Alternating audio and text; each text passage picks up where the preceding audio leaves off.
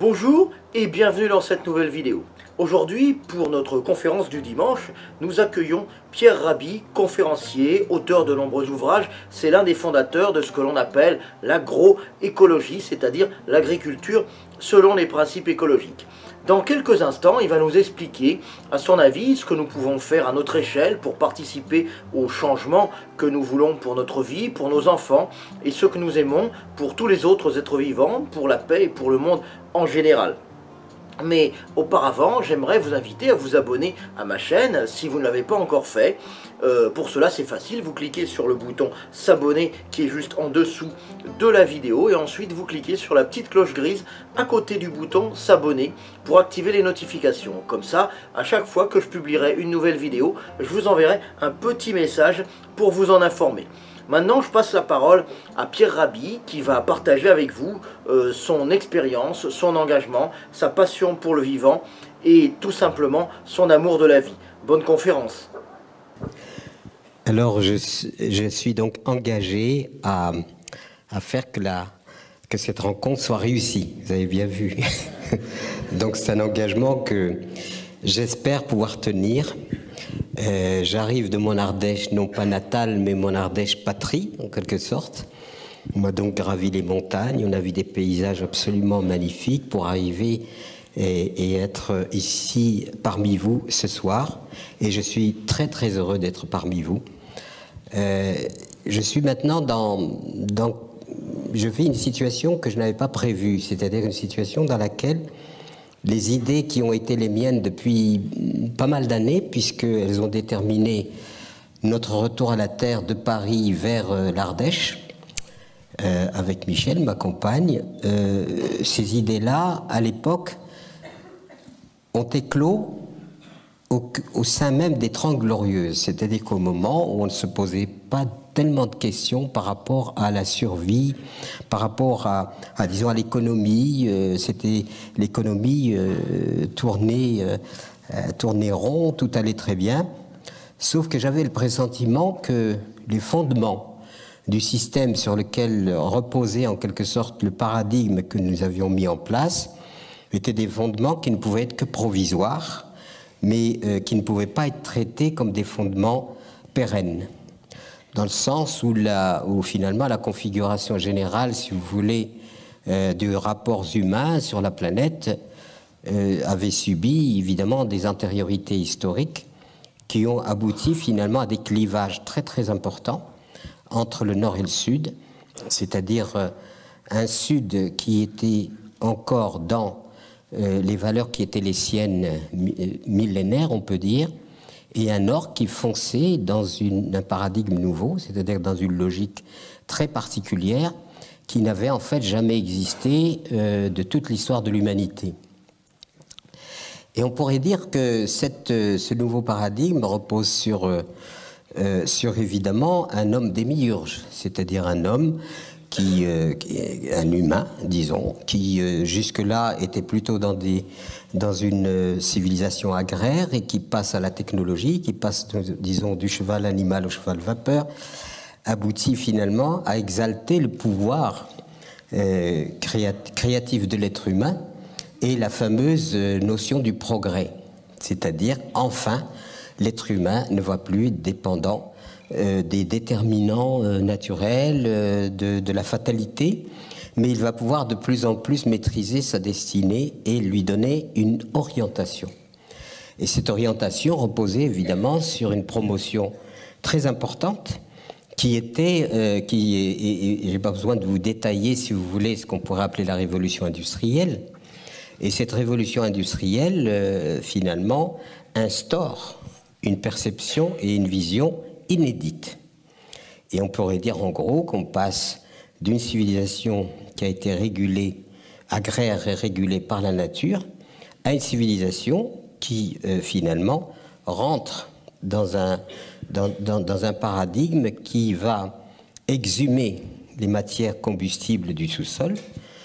Vous exhumez ces matières combustibles, vous avez la technologie et vous avez évidemment ce paradigme où l'être humain démiurgique semble maîtriser en quelque sorte les choses de façon à orienter l'histoire. Alors là, on passe dans un basculement qui est très très particulier et très spécial, qui est finalement l'exhumation massive de matières combustibles pour pouvoir utiliser et développer la technologie, mais on aboutit à un changement réel de la perception du temps. Entre, évidemment, celui qui se déplaçait à cheval depuis les origines, même Jules César, Alexandre le Grand, enfin tous les puissants, entre guillemets, que l'humanité avait produits, étaient tous soumis à la vitesse du cheval. Rien n'avait changé jusque-là. Et puis quand on arrive à la technologie, bien entendu, on passe au cheval vapeur, et le cheval vapeur modifie le temps et l'espace, et la perception du temps et de l'espace est modifiée. Finalement, le cerveau s'adapte à cette nouvelle donne. Sauf que pour exalter ce nouveau paradigme, il a fallu concentrer des énergies. Le monde paysan, comme vous le savez, a payé très cher les évolutions. D'une part, bien sûr, les guerres, la guerre de 14 avec la destruction des paysans entre eux, que j'appelle moi un génocide. Et ensuite, le paysan est devenu, vous savez, celui qui fait du travail subalterne dans les usines, le travail à la chaîne, enfin vous connaissez tout ça. Et on est parti sur l'idée que finalement, on allait déterminer notre destin sur les critères que nous aurions, nous, établis, et non pas sur la fatalité, puisque nous nous éloignons de plus en plus de la nature, et on applique une sorte de hors-sol à l'humain. L'humain s'éloigne de la nature. Vous savez, la civilisation urbaine qui grandit avec une concentration humaine, et nous voilà dans une logique qui n'avait jamais existé auparavant. Et cette logique-là nous a fascinés. Et on a beaucoup parlé donc du progrès technologique libérateur. Et aujourd'hui, malheureusement, nous sommes obligés de nous rendre compte que tout ça n'a été qu'illusion. Et en fait, nous nous rendons compte que, après être partis sur l'idée de maîtriser notre destin, nous le maîtrisons de moins en moins. C'est-à-dire que les outils que nous avons créés, qui étaient censés nous libérer, sont en train de nous asservir, devenir donc indispensables. Et aujourd'hui, vous supprimez le pétrole, vous supprimez l'électricité, la communication et bien d'autres, innovations. Et la civilisation qui était censée montrer au monde sa toute-puissance devient la civilisation la plus fragile. Et ainsi, pourquoi elle est devenue la plus fragile? C'est parce qu'en fait, nous nous sommes éloignés de plus en plus, disons, des lois fondamentales de la vie. Et en nous éloignant des lois fondamentales de la vie, nous nous sommes déconnectés par rapport à ce qui entretient la vie. Et qu'est-ce qui entretient la vie? C'est la nature qui entretient la vie. Il n'y a rien d'autre qui entretient la vie que la nature. Donc aujourd'hui, on est en train de constater que, à force d'avoir artificialisé notre système d'existence, nous sommes aujourd'hui, après la grande exaltation et l'euphorie des 30 Glorieuses et autres, nous sommes aujourd'hui dans des questionnements extrêmement graves. Est-ce que la société telle qu'elle est organisée a-t-elle un avenir? Puisque nous sommes en train de constater que tous les éléments constitutifs qui constituaient les œuvres vives de cette civilisation sont aujourd'hui remis en question. Voilà. Et donc à partir de là, que faire? Est-ce qu'il y a quelque chose à faire d'abord? Est-ce qu'il est possible de faire quelque chose? Pour ce qui nous concerne, je n'ai pas besoin de faire mon itinéraire, je pense que vous le connaissez, né dans le désert, l'entrée du grand désert, Sahara. Je perds ma mère alors que je suis orphelin très jeune, avec un frère. Et puis, dans notre village, dans notre cité, qui était une cité qu'on pouvait appeler sacrée parce qu'elle avait été fondée par ce qu'on appelle un thaumaturge, c'est-à-dire un saint de l'islam qui était soufi et donc qui prônait la non-violence absolue. Je suis donc né à l'ombre des palmiers de ce lieu mais avec ces lieux qui étaient en quelque sorte vivaient selon des principes séculaires, la civilisation, ce qu'on appelle la civilisation, arrive chez nous. Et pourquoi la civilisation arrive chez nous? Parce que notre sous-sol recelait du charbon, de la houille, et que les Français sont arrivés, puisque c'était un territoire colonisé, pour exploiter ce charbon, cette houille, et pour justement alimenter en quelque sorte le système tel qu'il avait été créé.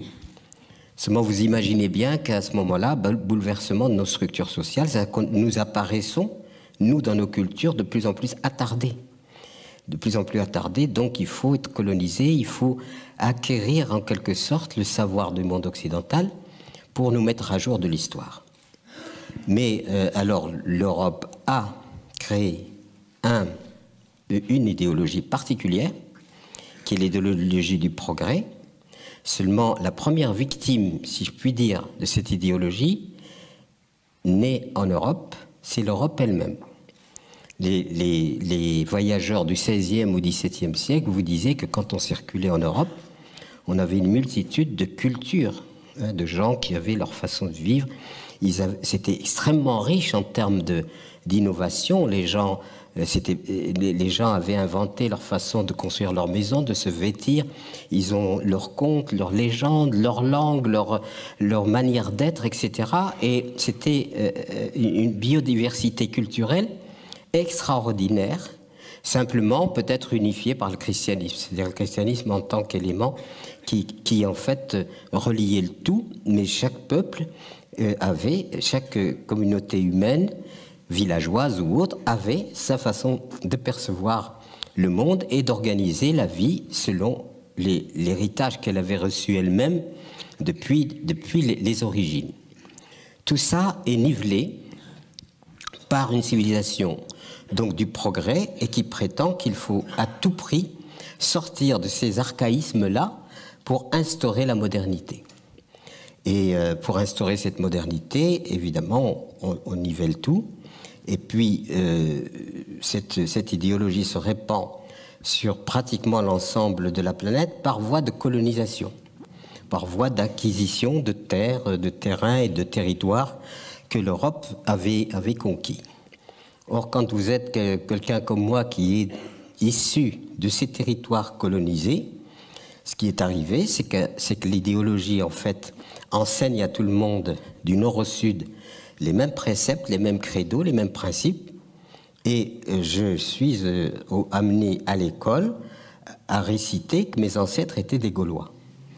Il n'y a qu'à me regarder pour savoir qu'il y a quelque chose de juste dans tout ça, vous voyez. Oui.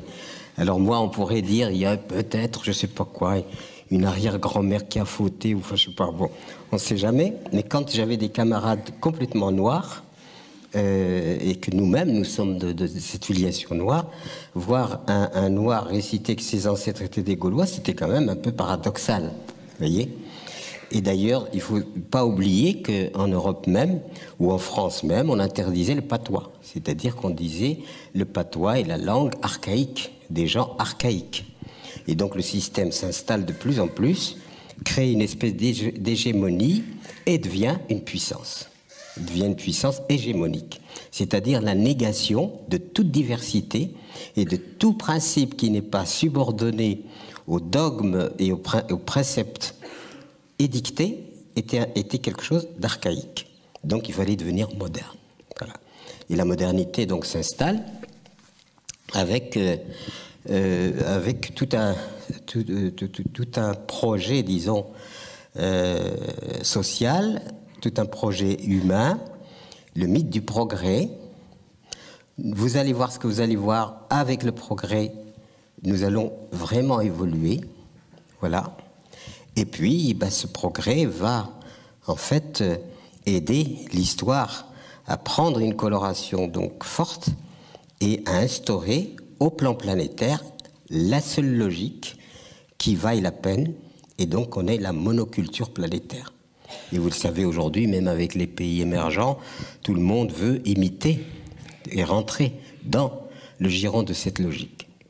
Alors, est-ce que cette logique-là est viable, nous sommes en train de constater que non. Le fameux progrès destiné à libérer l'être humain, moi j'ai vu, en travaillant dans les années 50 dans une entreprise de la région parisienne, parce que en plein cœur de la guerre d'Algérie, j'ai quitté l'Algérie, non pas pour fuir, mais parce qu'il fallait que je réalise ma vie ailleurs, et que entre-temps, je suis passé de l'islam au christianisme. En passant de l'islam au christianisme par l'intermédiaire de mes parents d'adoption, eh bien, je suis rentré en rentrant dans le christianisme, je me retranchais en quelque sorte de ma civilisation initiale. Et c'est comme ça que je me trouve je vis très jeune les contradictions. Quand je vais dans ma famille traditionnelle, je vais à l'école coranique et j'apprends le Coran.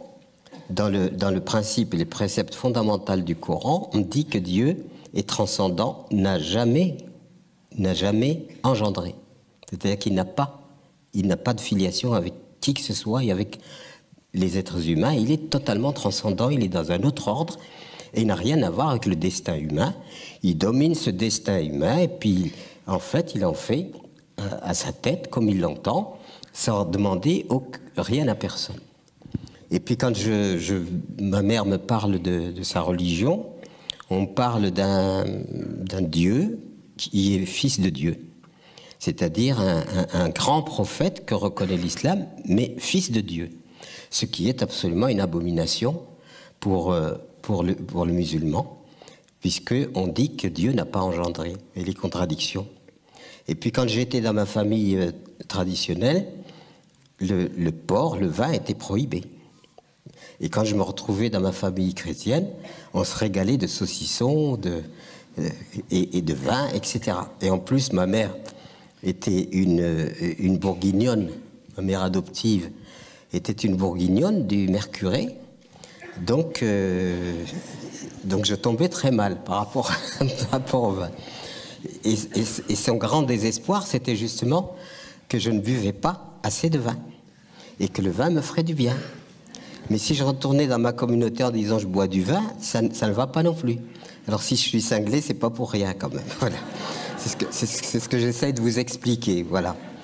Et donc, ma mère étant de la culture du vin, je me trouvais dans un milieu dans lequel il fallait que je me garde en quelque sorte de rentrer dans la transgression. Et ma mère, plus tard, viendra en Ardèche, lorsqu'on se sera installé en Ardèche, et elle viendra vivre près de nous. Et puis, on avait pris l'habitude, chaque fois que j'avais fini de vendre mes fromages, parce que nous avons élevé des chèvres et fabriqué du fromage pour survivre dans ce territoire ardéchois, ma mère m'invitait au restaurant, et elle commandait sa bouteille de vin. Elle me demandait quand même de trinquer avec elle, quoi. Donc je lui dis, maman, un doigt comme ça, pas comme ça, un doigt comme ça. Voilà. Donc je prenais 2 ou 3 gorgées, ce qui lui permettait de dire, nous sommes allés au restaurant, c'était excellent, et nous avons bu une bouteille à 2. Voilà. Voilà le produit national brut d'ailleurs. C'est comme ça que ça se passe dans le produit national brut. Alors c'était un alibi formidable de dire, quand même, boire toute une bouteille, ça la fout mal, quoi. Mais boire une bouteille à 2, ça va, quoi. Et j'ai transposé ça au produit national brut et j'ai trouvé que c'était tout à fait ça. C'est-à-dire, en fait, il y a la portion congrue, en quelque sorte. Voilà. Et donc tous ces éléments-là ont abouti à mon départ d'Algérie pour m'installer à Paris. Et c'est là que je me suis demandé, mais finalement, comment m'insérer dans cette société-là, puisque je m'étais beaucoup trop intéressé aux philosophes pour avoir une compétence.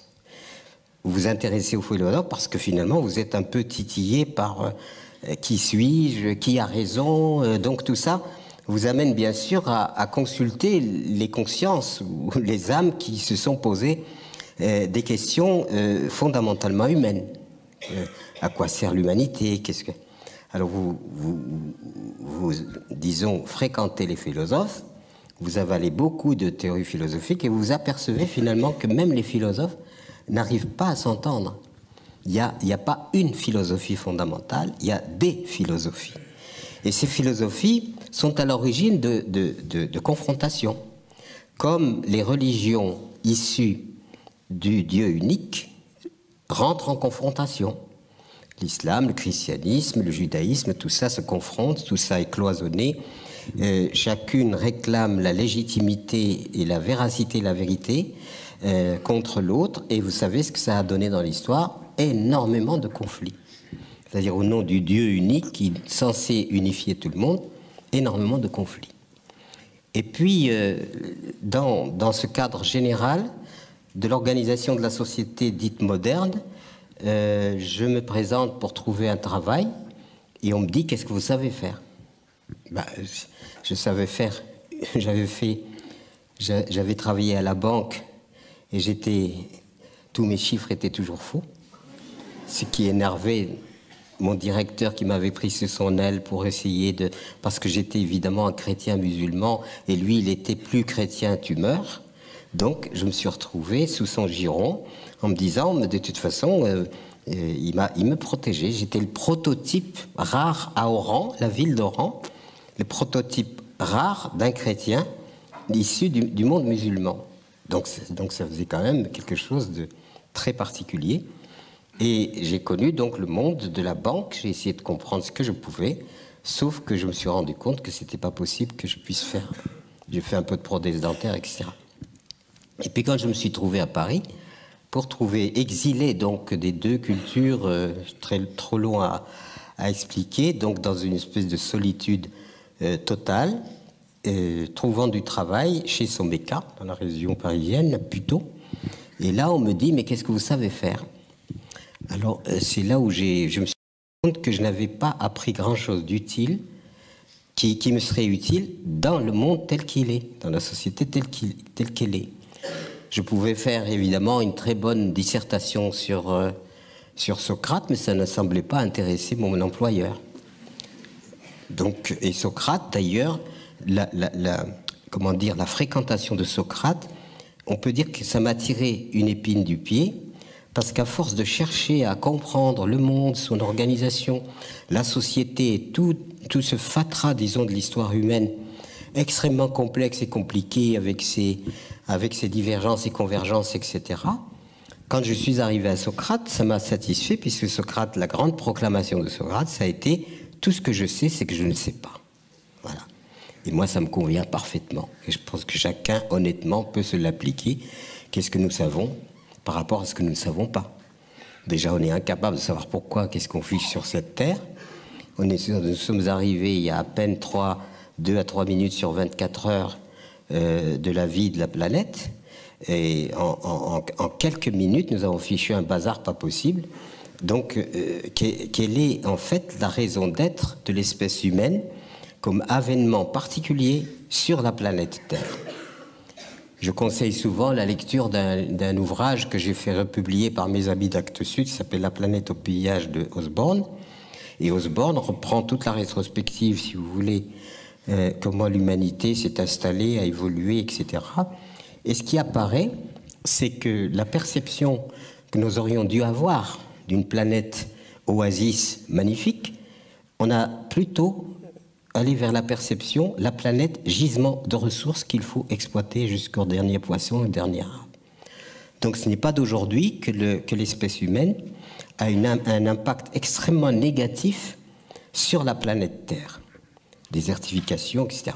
Et qu'est-ce qu'on en a fait? On en a fait un champ de bataille, on s'égorge, on en a fait une espèce de supermarché, on en a fait un gisement de ressources à exploiter sans modération, et évidemment avec toutes les rivalités que la culture elle-même instaure, même à travers l'éducation, où l'enfant, dès tout petit, il rentre dans un système duel, c'est-à-dire il faut qu'il domine, il faut qu'il soit le meilleur, etc.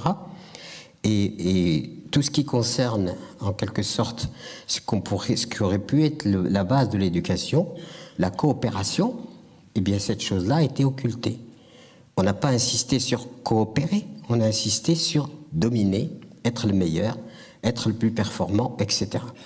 Et c'est comme ça qu'on prépare un être humain adapté parfaitement au système. Donc vous n'êtes pas obligé d'adhérer à ce que je dis. Moi je vous dis, voilà ce que je ressens.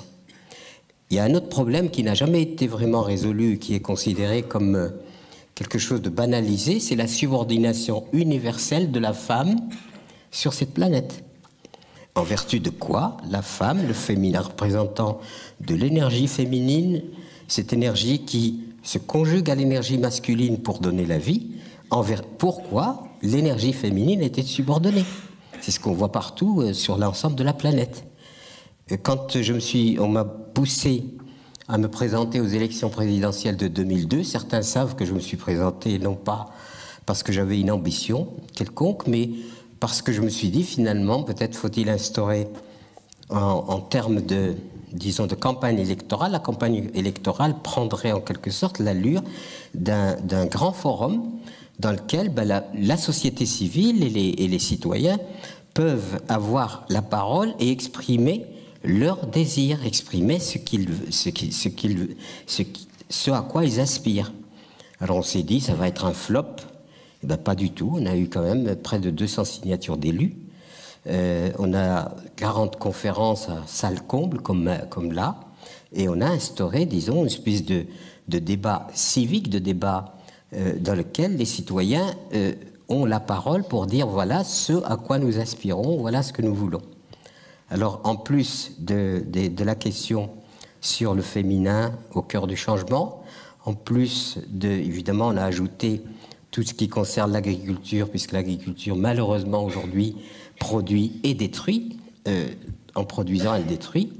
Et que la modernité a amené une agriculture minérale extrêmement agressive à l'égard du vivant, comme on le sait. Bien sûr, les utopies. Pourquoi les utopies? Parce que l'utopie, on considère que c'est quelque chose de négatif. Pas du tout. Heureusement qu'il y a des utopistes, parce que ce sont les utopistes qui font avancer l'histoire. Sinon, on reste pétrifié en quelque sorte dans le conformisme duquel on ne bouge pas. On ne bouge pas du coup. Or, c'est les transgresseurs, à la condition qu'ils ne causent aucun préjudice, bien entendu, c'est les transgresseurs qui font avancer. Alors, ils avancent une idée, on dit c'est complètement loufoque, etc. Puis on s'aperçoit, quelque temps après, qu'ils avaient eu l'intuition, en quelque sorte, cette forme d'intuition, qui ne passe pas forcément par la raison raisonnante, c'est-à-dire la raison analytique, mais qui passe par cette pulsion où on a le sentiment. Aujourd'hui, ce qu'on constate, c'est que la société civile est riche d'innovations extraordinaires. Et que ce qui serait souhaitable, en tout cas c'est l'aspiration que je peux avoir, c'est que le politique puisse appuyer l'aspiration de la société civile, c'est avec les innovations qui sont porteurs d'espoir et porteurs d'avenir. Vous voyez ? Alors, en dehors de cela, évidemment, toute l'écologie, l'éducation des enfants, non pas sur la compétitivité, comme je le disais tout à l'heure, et la coopération, et tout cela mis ensemble, eh bien, nous a permis, en quelque sorte, de présenter quelque chose qui relève des fondements d'un authentique changement de paradigme. Mais ce changement de paradigme il a été inclus, si vous voulez, dans ce changement de paradigme, un énorme blasphème. C'est celui de la décroissance. Quand on parle de décroissance, c'est un énorme blasphème, puisque c'est le fondement même du système actuel qui a instauré la croissance, donc le toujours plus indéfini, sur une planète limitée. Comment voulez-vous instaurer un système durable à travers le temps et l'espace quand vous dites il faut accaparer, en permanence. Et l'accaparement permanent aboutit finalement à ce que l'on sait aujourd'hui, à travers ce qu'on appelle le produit national brut, etc., à une humanité qui est pillarde des biens qui devraient revenir à l'ensemble de l'humanité. Et avec un clivage, comme vous le savez, entre un Nord repu, mais pas forcément en bon état, parce qu'on est repu, mais on est consommateur d'anxiolytiques parce que l'angoisse s'est installée en nous, et un Sud qui est laissé pour compte, avec des chefs d'État corrompus, comme vous le voyez, les événements, les informations mettent en évidence, et donc avec un appauvrissement extraordinaire de toute une humanité qui est dans l'impossibilité même de nourrir les enfants qu'elle fait advenir dans la vie. Et tout cela finit par donner un ensemble où l'humanité finalement se cherche, vous voyez. Et donc, en même temps que la proclamation du progrès qui est libérateur, ce progrès, je ne le vois pas libérateur. Je le vois plutôt incarcérateur. Vous voyez, de la maternelle à l'université, on est enfermé. Ensuite, d'ailleurs, les jeunes appellent ça le bahut. Vous voyez, tout le monde travaille dans des... Comment on appelle ça, tout le monde travaille dans des boîtes, des petites boîtes, des grandes boîtes, etc. Même pour s'amuser, on va en boîte, bien sûr. On y va comment? Dans sa caisse, comme je l'ai fait moi-même ce soir. Et puis vous avez la boîte où on met les vieux en attendant la dernière boîte que je vous laisse deviner. Voilà. Donc un itinéraire... Voilà. Prétendre que c'est un itinéraire libérateur, non. Pendant ce temps-là, on a l'impression que le soleil se lève pour rien, on n'est pas là pour jouir de la vie, de ce que la vie nous donne, les offrandes que nous fait la vie, qui sont sujets à jubilation. Eh bien, nous ne sommes pas présents. Voilà. Et nous attendons le pauvre petit mois de vacances où on va faire quelques glissades sur la neige ou aller se bronzer. Moi, c'est fait, mais enfin, ouais. Donc, je ne suis pas en train de faire la dérision. Je pense qu'on peut vérifier. C'est qu'à partir du moment où on est dans une forme de quête humaniste, on dit finalement, est-ce que, au lieu que le système prend le dessus, et peu importe l'être humain, est-ce que le temps n'est pas venu de mettre l'humain et la nature au cœur? Et à partir de l'humain et la nature, on organise tout le système et toute l'organisation de notre société. Parce que tant qu'on continuera à donner les pleins pouvoirs au lucre, c'est-à-dire à la finance, et je n'ai pas besoin de vous apprendre que la finance, aujourd'hui, n'est pas représentative, si vous voulez, de richesse réelle, puisqu'il y a des gens qui gagnent bien plus d'argent en dormant qu'en travaillant, etc. Donc tous ces éléments-là, sur une planète qui est limitée, sur une planète isolée dans un immense désert sidéral et astral, consigne l'humanité absolument sur ce vaisseau. Et est-ce qu'aujourd'hui, nous ne sommes pas en train de constater que ce vaisseau est en train, non pas de sombrer, parce que je ne crois pas que la planète puisse sombrer. On évoque souvent le Titanic. Non, ce n'est pas un Titanic. La planète, c'est un lieu où il y a eu l'avènement d'une espèce qu'on appelle l'humanité. Cette espèce de l'humanité se pose la question, quelle est sa raison d'être dans ce système? Est-ce que c'est simplement piller, effectivement, comme le dit Osborne, accumuler et aboutir à 1000? Il paraît qu'il n'y a que 1500 êtres humains comme vous et moi, milliardaires en dollars, donc à l'instauration universelle d'une féodalité nouvelle. Et cette féodalité qui fait qu'il y a une minorité humaine hyper riche, concentrationnaire, accaparement continu du bien commun qui doit revenir à l'ensemble de l'humanité, et à l'autre bout, à l'autre extrême, des gens qui n'ont pas à donner même un bol de riz à donner à leurs enfants. Donc ces énormes disparités entre cet hyper accaparement et ce dénuement absolument total pose quand même question à la conscience collective. Et cette conscience collective, aujourd'hui, est interpellée à savoir, est-il possible de réinstaurer sur la planète patrie un ordre qui ne soit pas le désordre? Un ordre qui permette finalement de mettre dans l'organisation de notre vivre ensemble des valeurs comme la tolérance, des valeurs comme comme la solidarité, des valeurs comme la coopération, des valeurs comme ça, de façon à ce qu'en perspective, on puisse imaginer que l'humanité, plutôt que d'évoluer vers son autodestruction et tout ce qu'elle produit en quelque sorte de négatif à l'encontre de la vie et donc à l'encontre d'elle-même, est-ce qu'aujourd'hui, cette humanité peut émerger, disons, à une perception différente? C'est-à-dire, est-ce que le cerveau lui-même peut maintenant se déconditionner, se décoder par rapport à la vision que nous avons pour aller vers une vision positive, c'est-à-dire où le seul projet qui vaille la peine aujourd'hui, c'est que l'humanité prenne conscience de son inconscience et que cette humanité décide que désormais, il faut aller vers l'unité. Ça veut dire éradication des armements. On consacre beaucoup plus de moyens à la destruction et à la mort qu'à la vie aujourd'hui. Non seulement à la vie, on n'apporte pas grand-chose, mais en plus, on la détruit. Par contre, les armes, etc., qui coûtent extrêmement cher, cela, il y a une espèce de servitude de l'être humain à ce principe de destruction. Et tant qu'il restera dans cette servitude de la destruction, évidemment, on ne pourra pas en sortir, voire même qu'il y aura naufrage. Mais quand je dis naufrage, c'est pas la planète. Parce qu'on a l'exemple du Titanic n'est pas bon. C'est l'humain qui s'éradiquera lui-même, comme d'autres espèces se sont éradiquées, mais ont été éradiquées non pas par leur volonté, mais parce que les climats ont changé, les conditions, etc., qui ont fait que leur survie a été impossible. Mais ce qui est dramatique avec l'être humain, c'est qu'il prétend être intelligent, et que dans cette prétention à être intelligent, tout ce qu'il sait faire, c'est au contraire marquer son inintelligence la plus totale. Si des êtres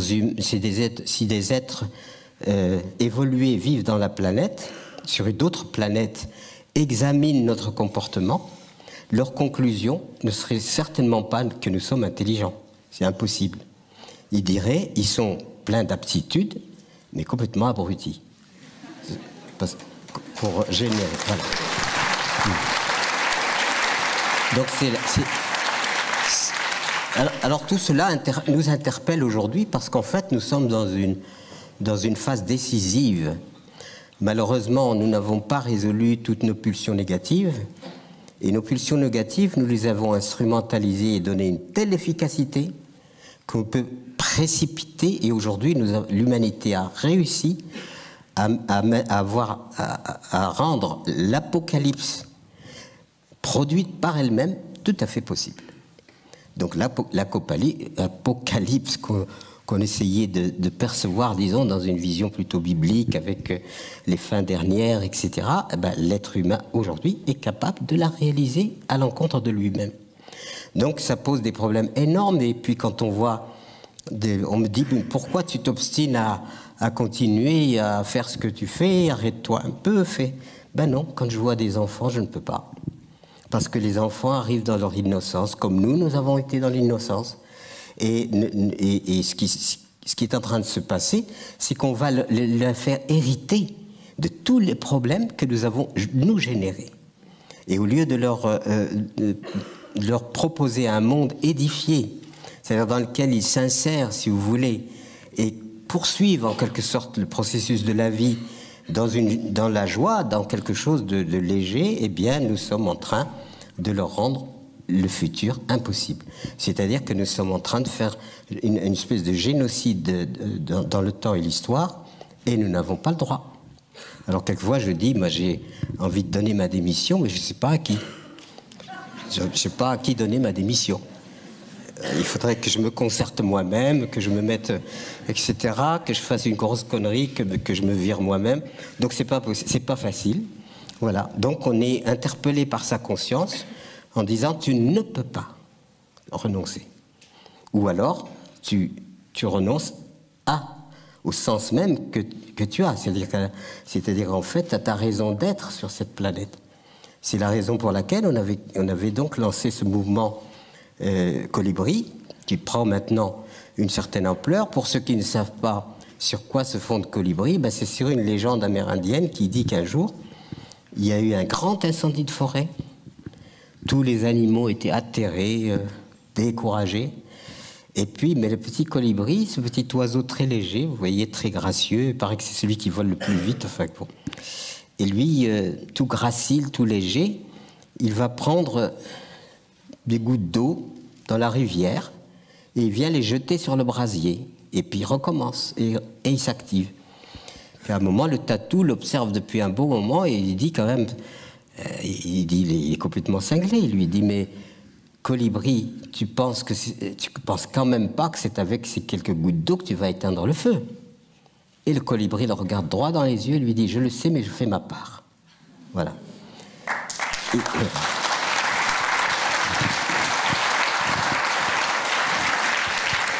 Et ça m'a paru magnifique.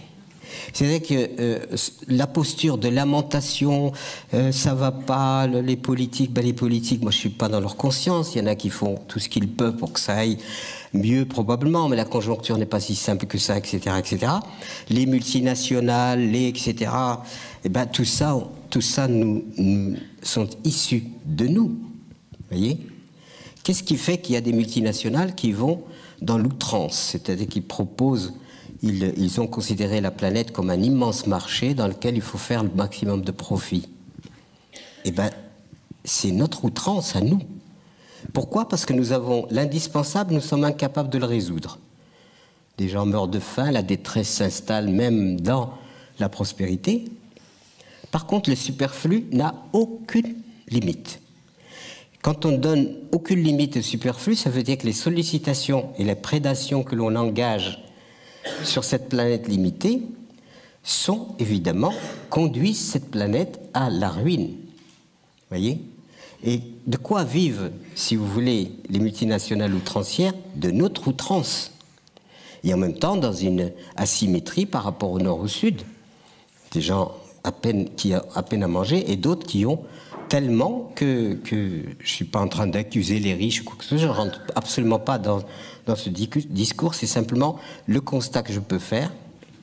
Je ne fais pas de jugement moral parce que chacun doit, par lui-même, se donner sa propre vérité à travers son observation. Quand cette observation est lucide, l'individu se donne sa propre vérité et je ne suis pas là pour dire il y a un dogme, il y a quoi que ce soit qui serait la règle que devrait appliquer tout le monde.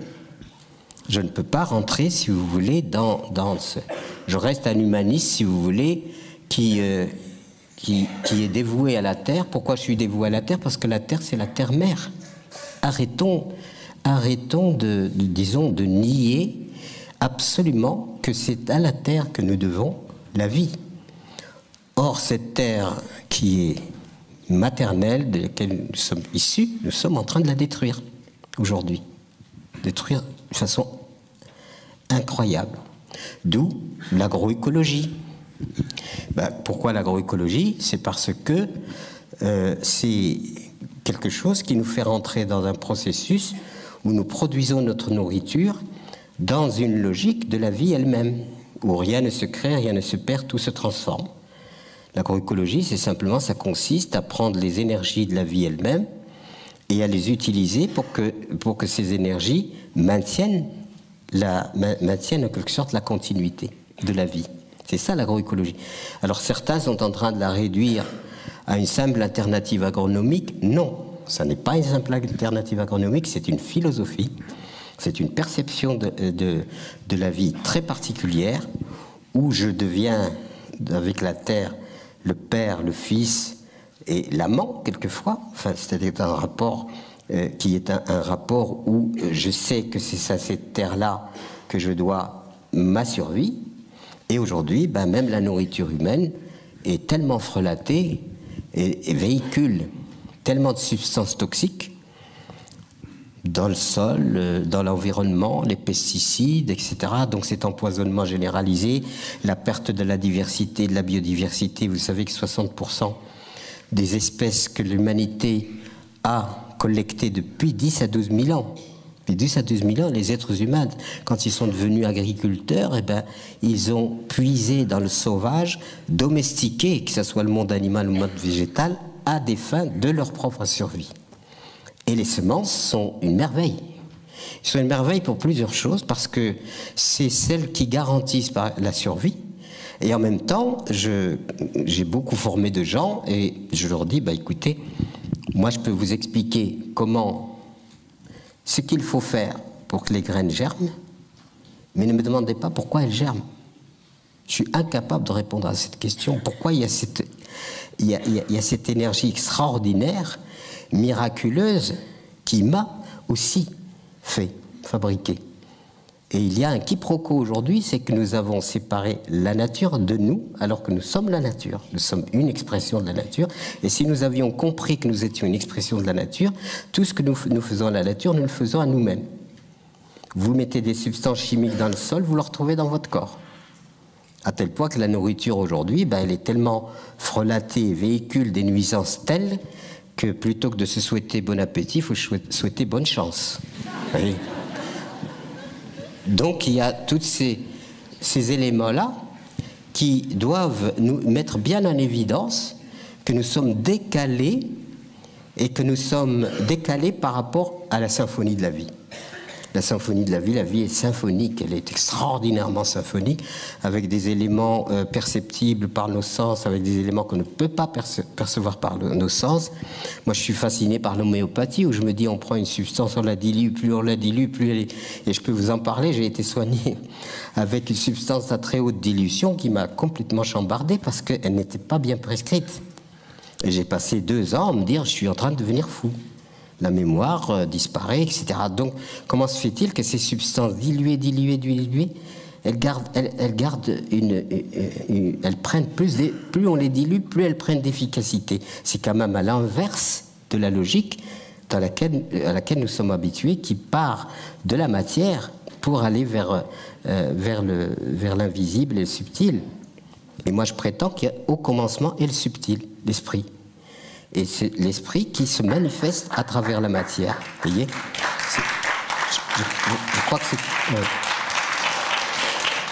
je crois que c'est très important de comprendre cela.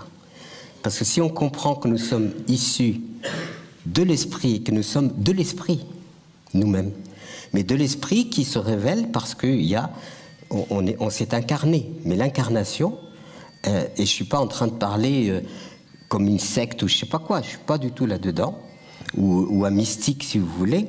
Je pense qu'il y a une approche maintenant, aujourd'hui, il y a certains scientifiques qui deviennent des mystiques. Et Einstein, qu'est-ce que c'est qu'Einstein? C'était un mystique, Einstein, il ne faut pas l'oublier.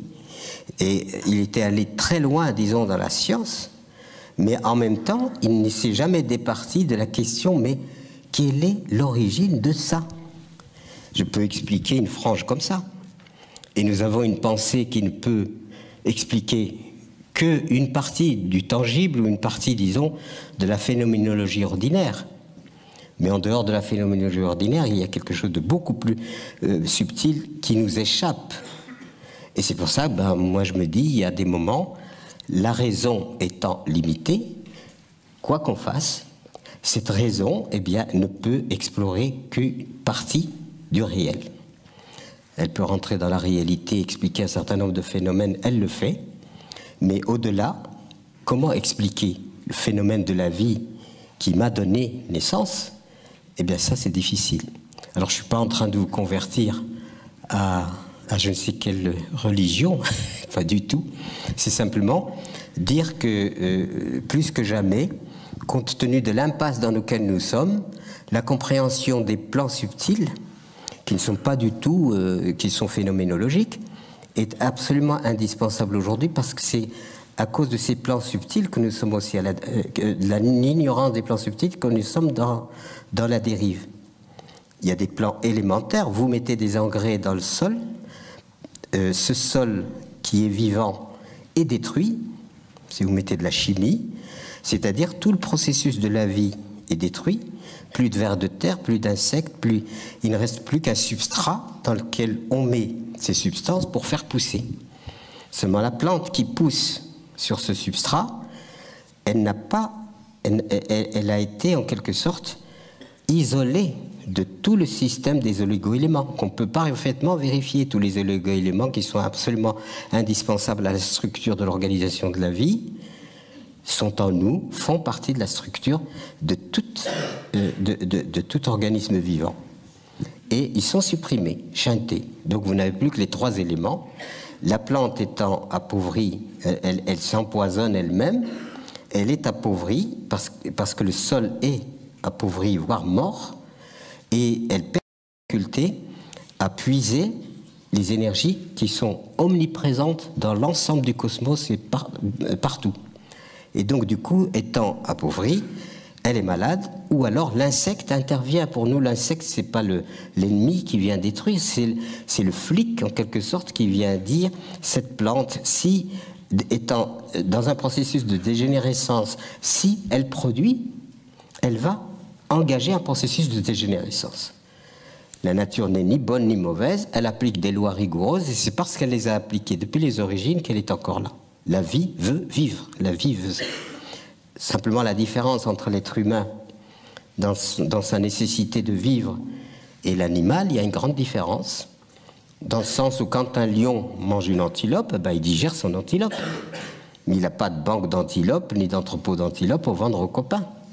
J'ai même vu des images magnifiques avec le lion, la girafe, tout le monde boit dans le même marigot, sans agression.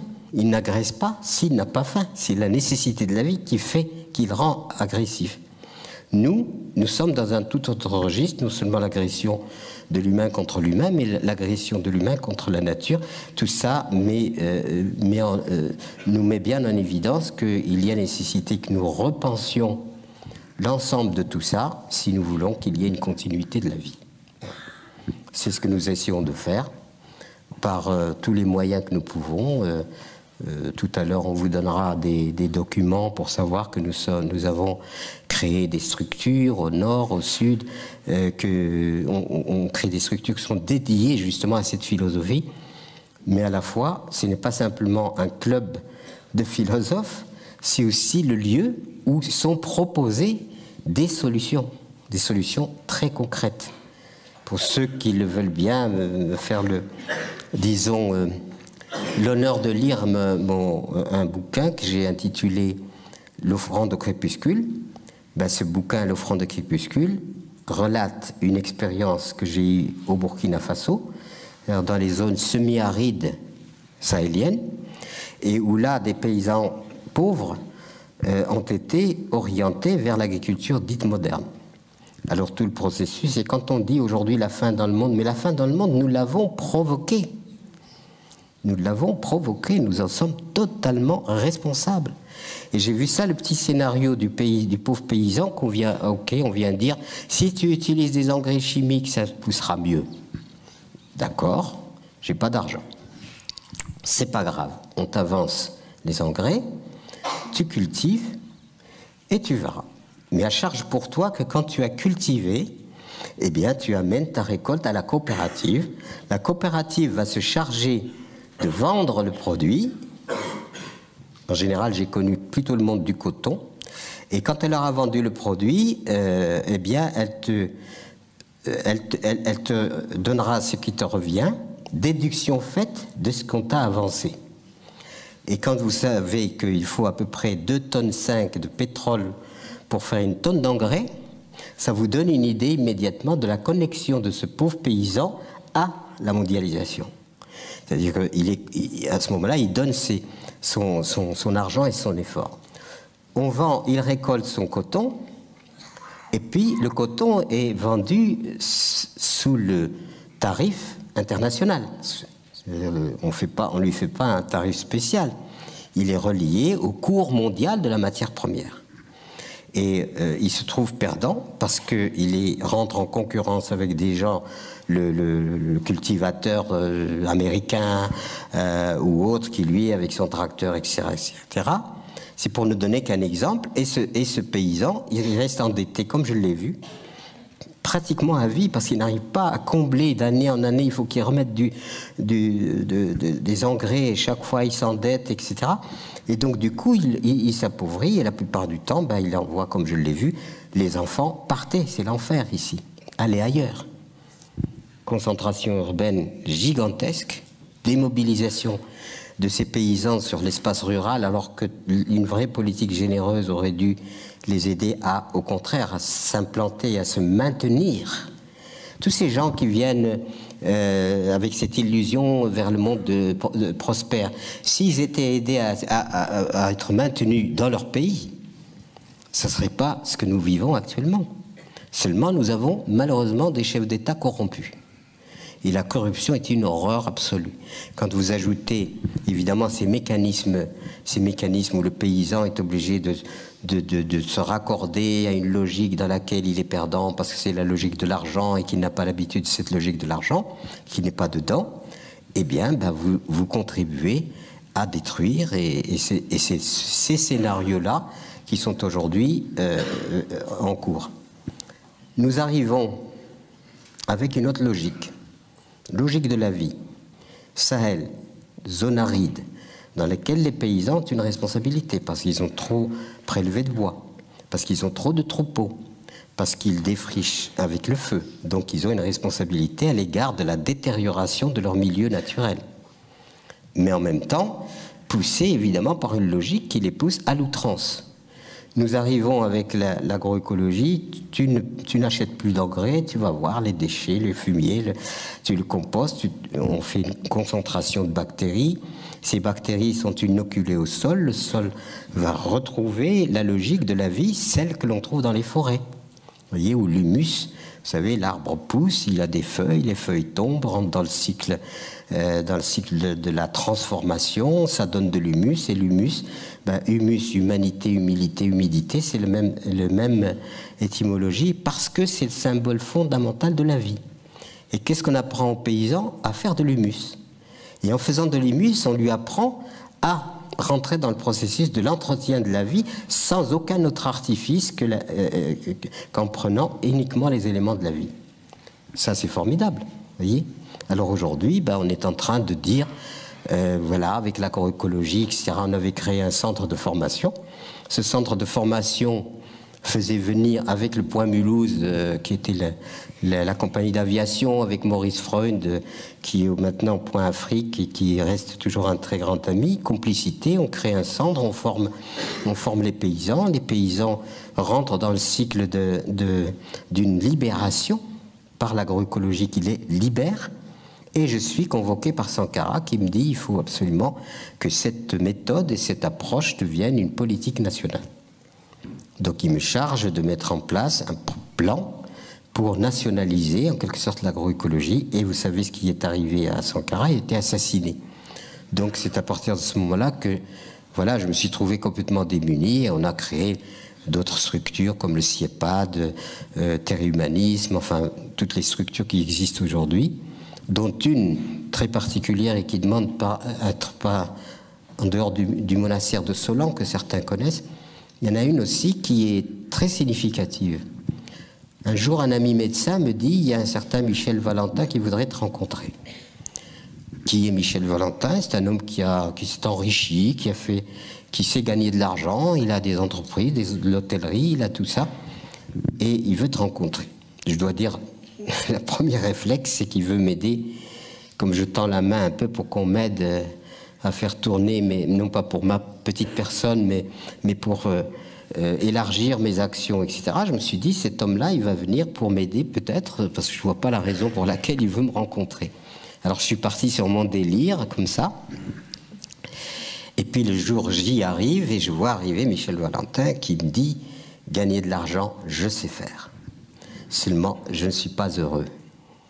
Tu vois, oui, mais moi, qu'est-ce que je peux faire à ça, moi? Il me dit, est-ce qu'on peut faire quelque chose d'autre? Est-ce qu'on peut agir ensemble? Je commence par lui dire, moi, je n'ai pas d'argent, je n'ai pas de capital, je n'ai rien du tout. Il dit, c'est pas le problème. Et en cheminant, qu'est-ce qu'on s'aperçoit? Que cet être humain mettait en évidence que la réussite sociale n'égale pas forcément réussite humaine. Réussir son métier n'est pas forcément réussir sa vie. Alors il y en a qui évidemment réussissent en même temps les deux, et ça c'est une chance extraordinaire. Sauf qu'il n'y a pas très longtemps, j'ai eu affaire à 250 chefs d'entreprise qui étaient tous dans la quête. Existe-t-il une façon d'être accompli soi-même et d'être dans une espèce de tranquillité heureuse? Est-ce que c'est possible? Voilà, c'était ça leur question. Parce que nous arrivons à un moment où finalement, réussite sociale n'égale pas finalement joie de vivre. Or, la joie, c'est la chose que personne ne peut acheter. Personne. On peut être milliardaire, On achète tout, des yachts, des avions, etc. Sauf que les mêmes qui sont dans cette prospérité n'ont pas forcément accès au bien que tout le monde cherche, qui est la joie. La joie ne s'achète pas. Alors ce qui est extraordinaire, c'est qu'on la trouve chez des gens démunis, presque démunis. Et on la trouve absente chez les gens qui sont censés l'avoir. Et on se rend compte que on est obligé d'avoir recours à des artifices pour avoir l'air heureux, d'où l'augmentation des anxiolytiques. Les anxiolytiques qui grimpent, parce qu'il faut se donner quelque chose, une sensation, qui soit une sensation quand même jubilatoire quelque part. Si je dis ça, c'est parce que nous sommes au plan de l'humanisme, et ça doit nous inspirer sur quelle société organiser aujourd'hui pour qu'elle réponde à nos besoins et qu'elle nous donne la joie de vivre. Voilà la grande thématique. Elle n'est pas simple parce que nous sommes imbriqués dans une complexité de laquelle, pour sortir, il faudra du temps. Malheureusement, je pense qu'on sera obligé de sortir, et ça serait dommage que nous soyons obligés d'en sortir avec la violence. Parce que de toute façon, la précarité s'installe, qu'on le veuille ou non, partout. Et comme la précarité s'installe, quelle réponse donner à cette précarité? Et c'est là où j'avais dit, peut-être qu'il faut aussi recréer des lieux où les êtres humains, peut-être relégués du système qui ne peut plus les prendre en charge, puissent mutualiser leur savoir, leur savoir-faire. Et j'ai appelé ça les oasis en tout lieu. Les oasis en tout lieu, j'ai eu la joie que ma fille réalise le premier oasis. Ils s'appellent le Hameau des Buis, avec une vingtaine d'habitats, terre, paille, etc. Une école, un collège, etc. Et recréer un système où la convivialité, la solidarité, la coopération puissent se réinstaurer. Parce que si on ne part pas d'une perspective de réinstaurer la coopération, dans un monde où le salariat est en fin de course et à bout de souffle, je ne vois pas quelle va être la suite. Voilà. Alors je délire peut-être, mais en tout cas c'est sur ces anticipations que je dis il faut maintenant envisager le futur sur un autre ordre des choses. Mais cet ordre des choses ne peut pas se faire non plus si nous ne renonçons pas à la croissance économique indéfinie, qui est un leurre. Comment voulez-vous que la planète réponde? On voit arriver les pays émergents, mais avec terreur. S'ils veulent tous vivre à l'échelle où nous vivons, nous, je crois que c'est le dépôt de bilan planétaire. Il n'y a pas de possibilité, aucune.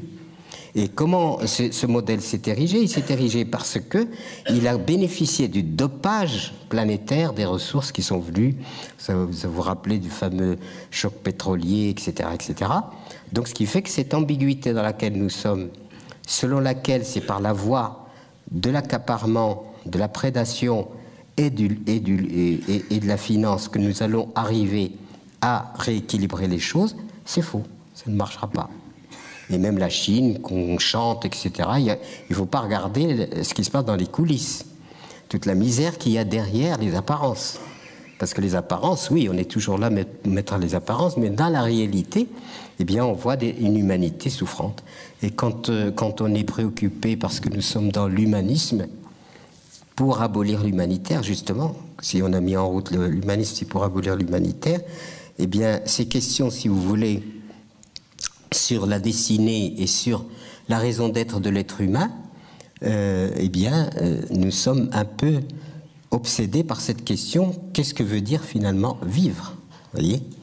Et ça amène, et la condition humaine est telle que la question, existe-t-il une vie après la mort? J'en sais rien, chacun a son opinion, mais existe-t-il une vie avant la mort? Et qu'est-ce que veut dire vivre? On ne se pose absolument pas cette question, on arrive au monde, on nous dit il faut faire ci, il faut faire ça, on s'agite, on fait ça, on acquiert ceci et cela, et à la fin on s'aperçoit qu'on ne s'est pas accompli finalement. Et on ne s'est pas accompli parce qu'on a voulu donner à l'accaparement la pleine puissance au détriment de la vie elle-même. Donc aujourd'hui la question cruciale, fondamentale, est-il possible aujourd'hui dans le contexte tel qu'il est, d'une société, qu'on le veuille ou non, en dégradation généralisée, sur le plan humain, plan écologique, tous les plans aujourd'hui sont en quelque sorte, on pourrait dire que tous les voyants sont au rouge. Existe-t-il une possibilité de ne pas désespérer, de rassembler les énergies et de construire un monde différent sur les bases de principes fondamentaux qui mettent l'humain et la nature au cœur et qui organisent l'ensemble de la société en partant de cette référence-là, et renoncer à le profit au cœur et l'organisation de la société à partir de cette logique-là. Donc la logique aujourd'hui, si elle ne bascule pas vers l'humain, elle nous entraînera évidemment vers en quelque sorte l'éradication de notre espèce par nous-mêmes. Voilà. Évidemment, si je suis là, c'est pas pour vous casser le moral. Et heureusement que en même temps qu'on parle, on expérimente. Et qu'est-ce qui se passe aujourd'hui? La société civile est devenue un laboratoire magnifique d'expérimentation. Moi, je suis tout le temps réjoui par les gens qui prennent des initiatives dans des domaines qui constituent en quelque sorte l'ensemble du système dans lequel nous vivons et de se vivre ensemble. En matière d'agriculture, bien sûr, en matière de médecine, en matière d'énergie, en matière d'éducation, en matière...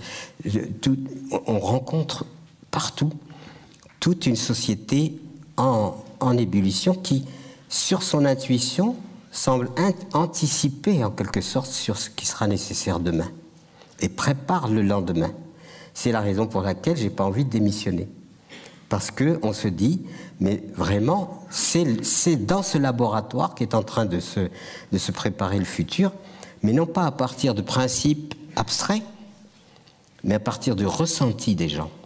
Cette quête, en quelque sorte, du bonheur, qu'on pourrait mettre sous la rubrique « la quête du bonheur ».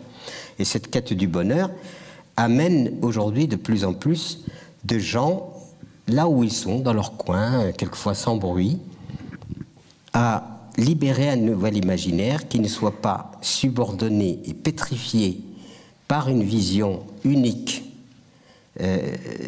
par une vision totalitaire, si vous voulez, qui n'arrête pas de ressasser qu'il faut créer les richesses et que c'est à partir de la croissance, etc., qu'on va résoudre le problème humain. Non, la croissance économique n'est pas la solution, elle est le problème.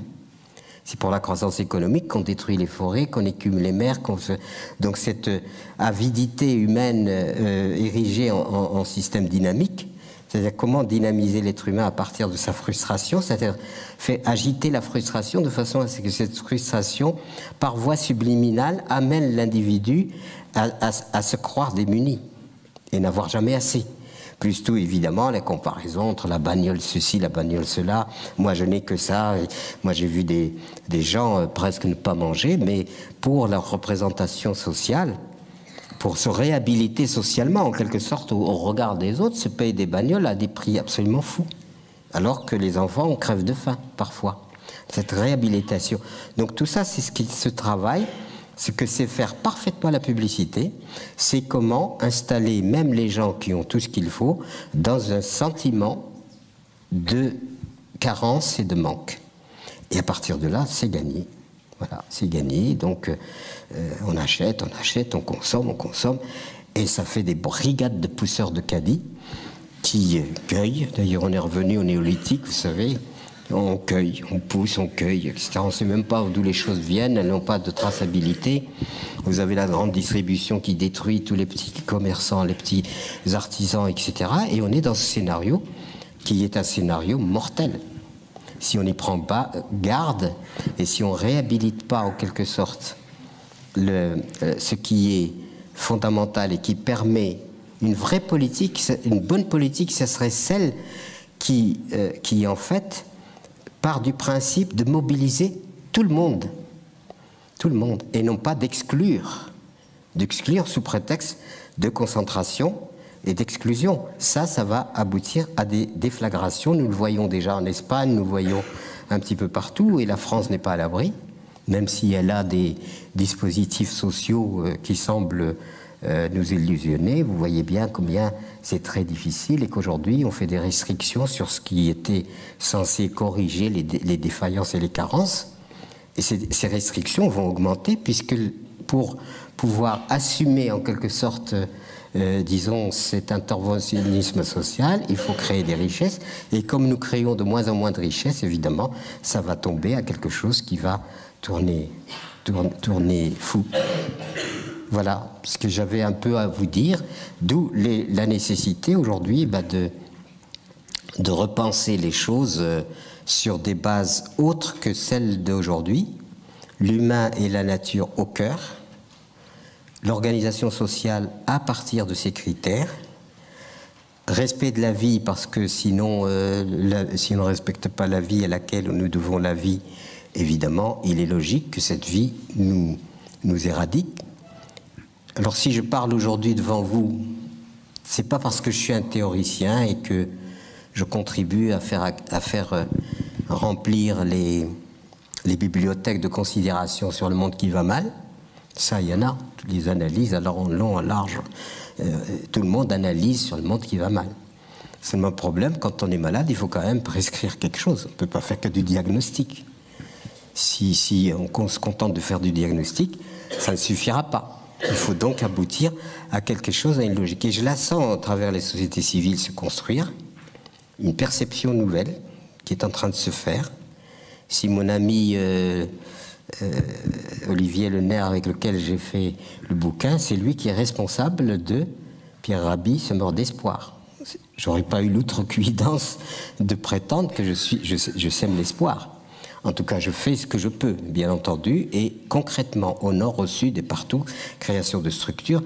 Je ne m'en vante absolument pas parce que je considère que ce qui est fait doit être fait en conscience. Il y a le Pierre Rabhi dans son engagement social, disons, dans le souci de la vie, dans le souci des êtres, dans le souci que ce soit les animaux, que ce soit les êtres humains, que ce soit dans ce souci-là. Et puis il y a le pauvre Pierre Rabhi avec ses 52 kilos tout mouillés, qui n'est pas à la fête tous les jours. Parce qu'on porte quand même quelque chose d'assez... On se met, alors quelquefois on se dit, mais pourquoi tu t'enquiquines avec tout ça? Pourquoi effectivement on s'enquiquine avec tout ça? Que le monde aille comme il veut? Eh ben non, on ne peut pas. Parce qu'il y a des enfants qui vont arriver, j'ai moi-même des enfants, des petits-enfants, et tous les petits-enfants sont mes enfants. Ce n'est pas que les miennes, donc on a une responsabilité à l'égard de l'orientation de la vie. Et aujourd'hui, c'est extrêmement décisif. C'est-à-dire nos pulsions négatives sont tellement bien instrumentalisées que ce que nous faisons de positif prend de l'ampleur, mais aussi ce que nous faisons de négatif peut prendre une ampleur considérable. Il n'y a qu'à voir le potentiel de destruction par les armements aujourd'hui pour se rendre compte que nous sommes capables d'une véritable apocalypse. Véritable, c'est pas une théorie générale. Donc plus que jamais, on parle par exemple d'une prise de conscience. Moi, la prise de conscience, ça me rappelle l'électricité. C'est comme s'il y avait une conscience et puis il y a une prise, et voilà, on prend une prise et puis on se met...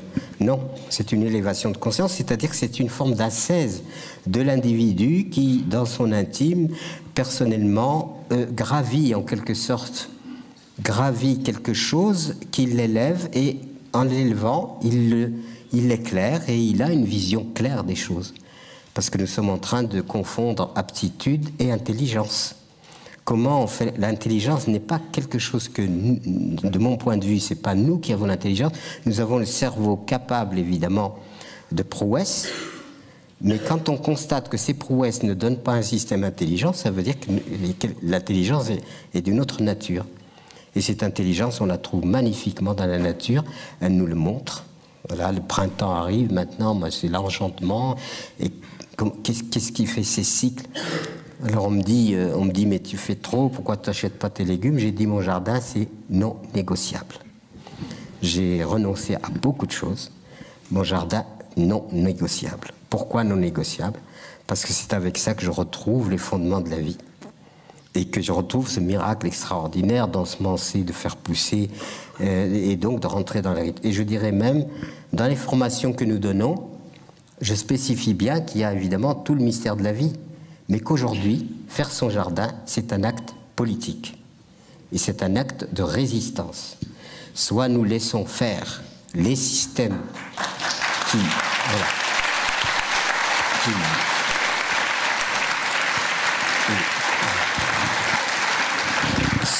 soit nous nous laissons donner la béquille par tout un système organisé et complexe, mais à condition d'avoir de l'argent, soit nous disons profondément, notre survie n'est pas négociable.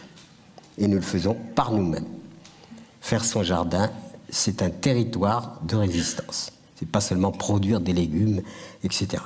Et l'agroécologie, il ne faut pas la réduire à simplement une alternative agronomique, mais c'est une posture et c'est une orientation qui aboutit à faire que les humains reprennent en charge leur propre destin et leur propre survie.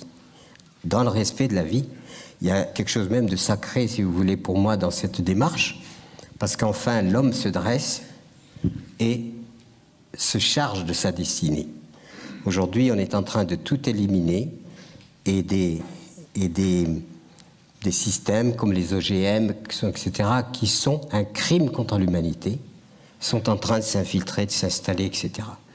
Quand vous voyez 60% des semences que l'humanité a produites, en quelque sorte domestiquées pour la transmettre de génération en génération, ont disparu, ça veut dire que petit à petit, l'humanité va vers une dépendance et un suicide.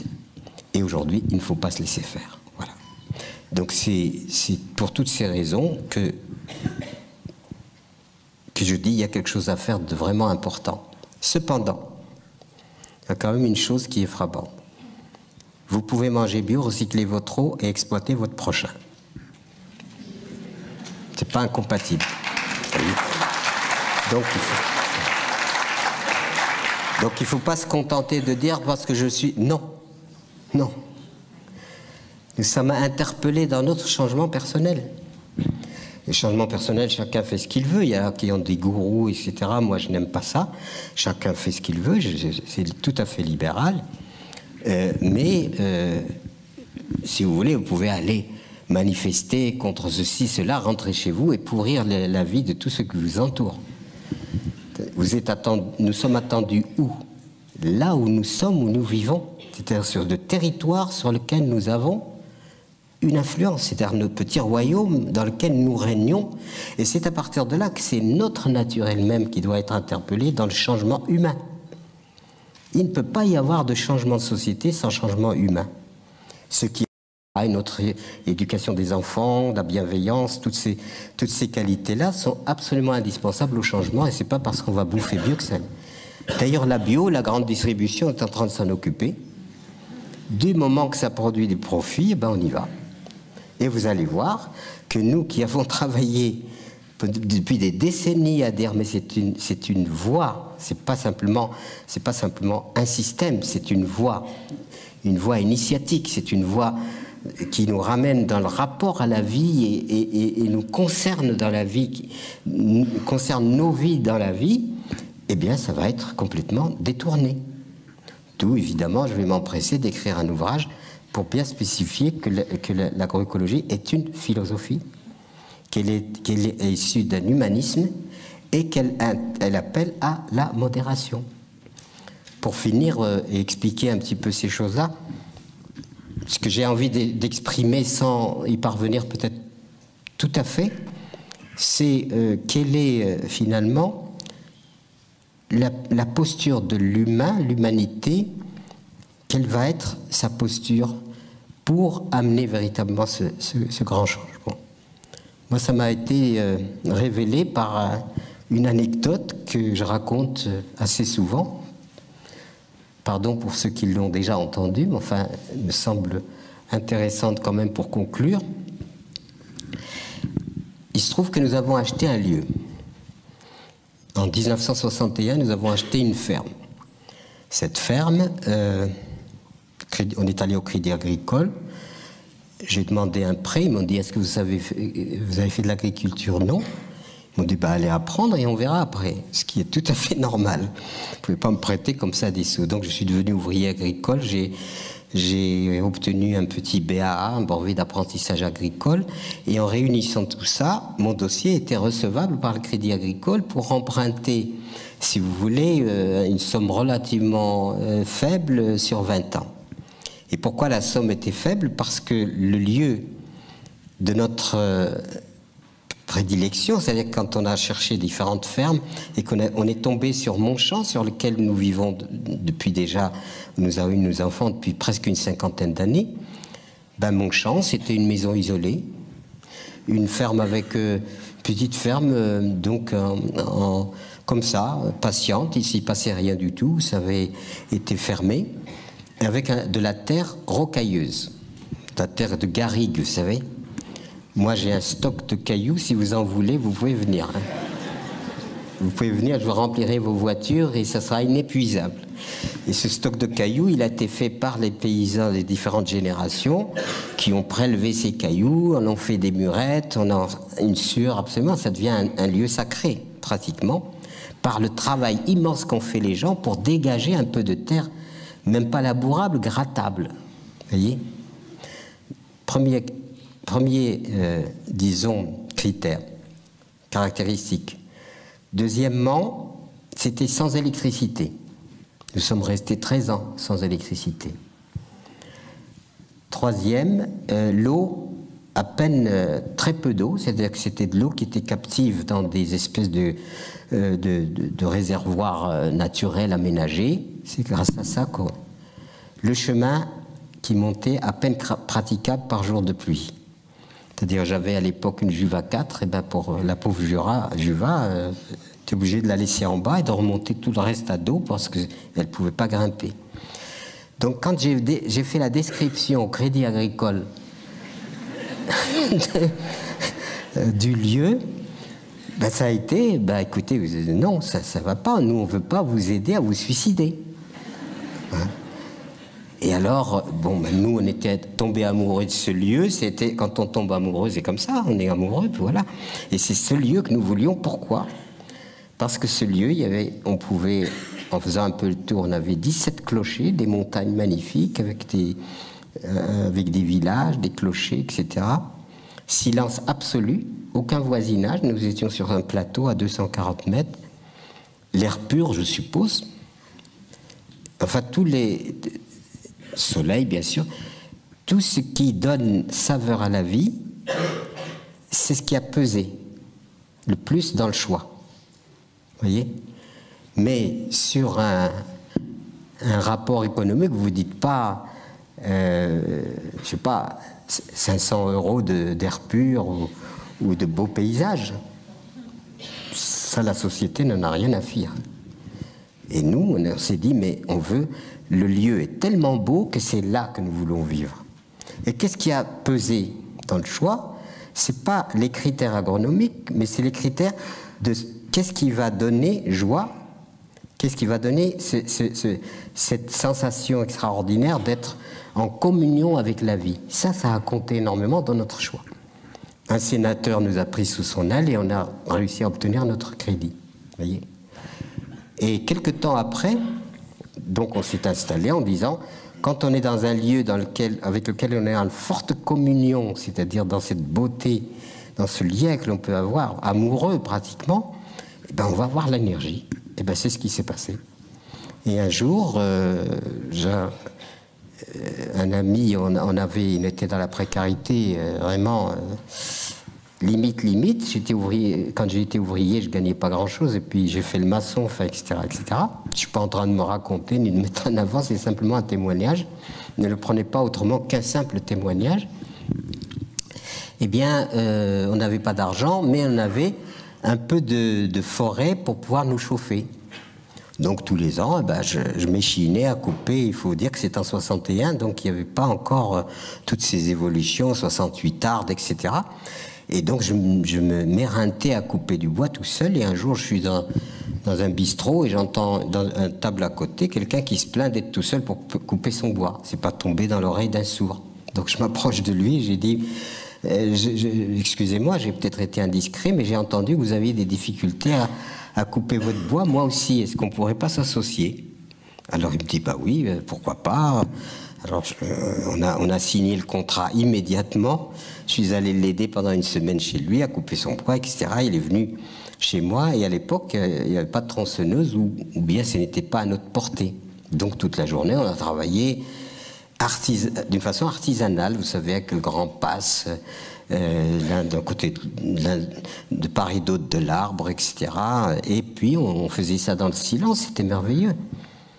La journée s'achève. On est fatigué, mais on considère le tas de bois et on se dit quand même, on a bien travaillé.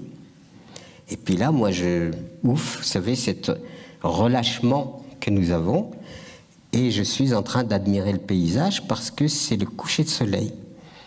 Ce coucher de soleil qui fait de toutes les couleurs de l'arc-en-ciel, avec le soleil qui devient rouge de plus en plus et qui descend à l'horizon.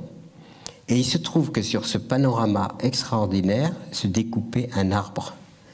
C'était l'hiver, il était dénudé, donc c'était comme des poumons, enfin des choses, une fresque absolument extraordinaire qui donnait à cette vision, qui ajoutait encore beaucoup plus de beauté et de vie à cette vision. Et moi, je me suis récompensé, je regarde ça, j'admire ça, je trouve ça extrêmement vivifiant, beau, tranquillisant, on se prépare à aller. Donc j'étais vraiment dans un état d'une très très grande sérénité, une sérénité joyeuse, tranquille. Et cet arbre y était pour quelque chose. Mon compagnon, lui, était en train de ranger les outils, et puis il me regarde, puis il s'approche de moi, je le prends par la main, et je lui dis « Regarde !» Il me dit « Il y a au moins 10 stères. » Voilà. Et ça... Alors, inutile de vous dire... Enfin, j'ai pas besoin de vous décrire la surprise. Mais en fait, c'était symbolique de comment nous regardons la vie. On a évacué la beauté de ce monde. Les maisons, c'est que des boîtes à habiter. Ça n'a plus d'âme, ça n'a plus rien. Alors, c'est pas étonnant qu'on ne soit pas heureux dans un monde où finalement le pratico-pratique a pris tellement de dessus qu'on a renoncé à ce qui nourrit le cœur et l'esprit. Voilà, c'est ce que je voulais partager avec vous. Maintenant, bien entendu, on va peut-être passer à des questions, etc., pour que vous puissiez mesurer les efforts que nous essayons de faire quand même pour incarner les choses. Parce que nous ne voulons pas rester que dans des considérations du monde qui va mal ou participer à l'analyse générale. Donc nous sommes dans l'action. Et je peux vous assurer que je ne serai pas devant vous si je n'avais que des discours à faire. Si je n'avais pas des réalisations, si on ne suivait pas. Et tout cela, je peux vous dire, Pierre Rabhi, 52 kilos, rappelez-vous, tout mouillé. Donc il n'est pas question d'être vaniteux en quoi que ce soit, c'est de dire simplement, à un certain moment, il faut quand même, quand on ressent l'humain et qu'on ressent en quelque sorte l'humanité à laquelle nous faisons partie, qu'on ressent le caractère, je dirais presque sacré de la vie, eh bien, on est amené à le partager, comme j'ai essayé de le faire avec vous ce soir. Voilà, et je vous remercie. Merci.